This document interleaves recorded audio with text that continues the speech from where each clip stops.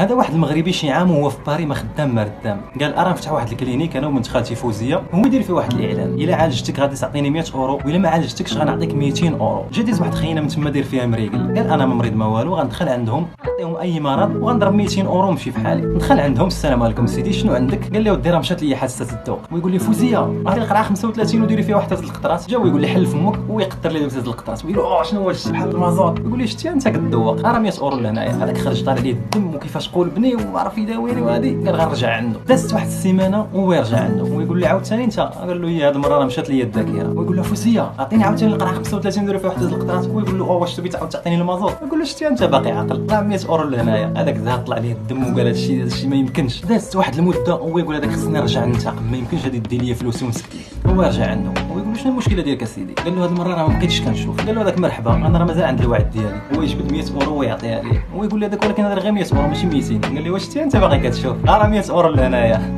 ويدير ابن المغربي.